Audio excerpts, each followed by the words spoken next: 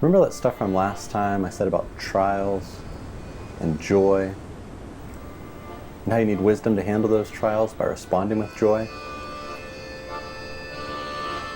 And when you pray for that wisdom to respond with joy, that God will give it to you? Well, what I didn't tell you is that there's a catch. And what's the catch? What's the catch? What's the catch?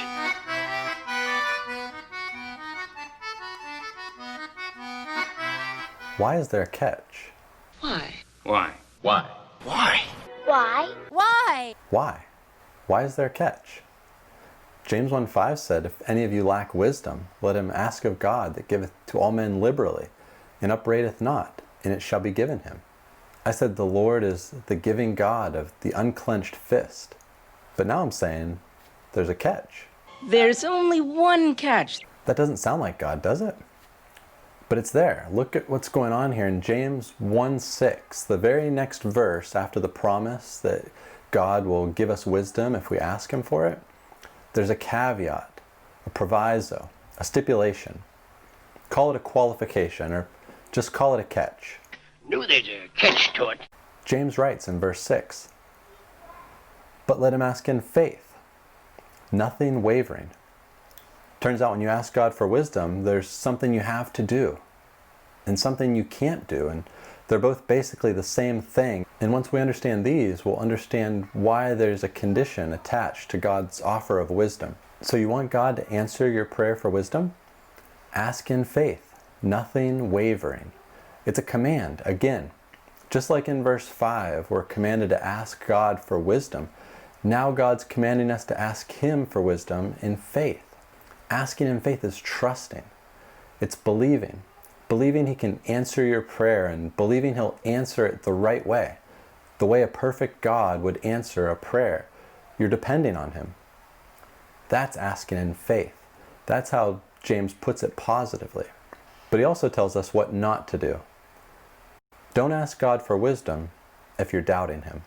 That's what he means by wavering, hesitating, because you don't believe. You're not willing to depend completely on God. And when I first started thinking about this, I was asking myself, why is this necessary? I mean, if we're just talking about asking God for stuff, I can see why it might be easy to doubt. If we're praying to ask God to meet some need of ours, like money or health or relationships, whatever, I can see why it would be easy to doubt there. But why would we doubt God if we're asking him for wisdom to respond to our trials with joy?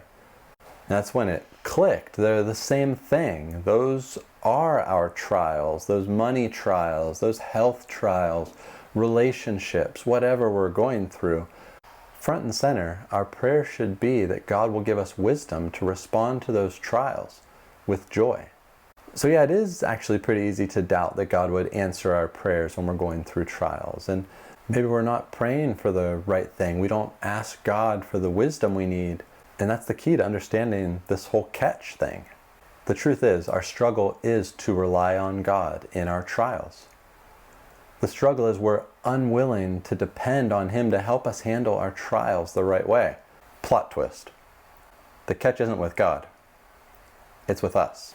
God is still the giving God of the unclenched fist, but we need to offer him a steady hand to receive his gift. So if you ask doubting, James compares you to a wave of the sea. Not so much this kind, but more like this kind. If you're that kind of doubting, double-minded, uncertain kind of person, a storm-tossed heap of water as James pictures it, then there's another command for you. Don't expect to receive anything from the Lord. Why would you? You're uncertain and unstable. Instead of trusting and depending on God, you're being a faithless doubter. If that's the case, you don't really want God. Your doubt shows that you want to make your own decisions and live your own life. You don't want to depend on God, so he's not going to give you what you don't want. Don't be that kind of person. Ask in faith. Ask God for wisdom to respond to the difficult trials of life with joy. He is the giving God of the unclenched fist, but you need to be the trusting, dependent recipient with a steady hand of faith That's the catch. Nice catch, Vern. Hey, this is video number 3. Thanks for tuning in. Maybe I'll just keep going with these. You can like, you can subscribe, you can comment below. Just go wild with it. Hey, why not next time you're at the grocery store, instead of yelling at the other shoppers for not following those arrows marked out on the ground, why not tell them about this great channel you've been watching on YouTube with these videos on James that have been a help to you? Or you could just share it on social media with your friends and family, whatever you want to do. I'll see you next time.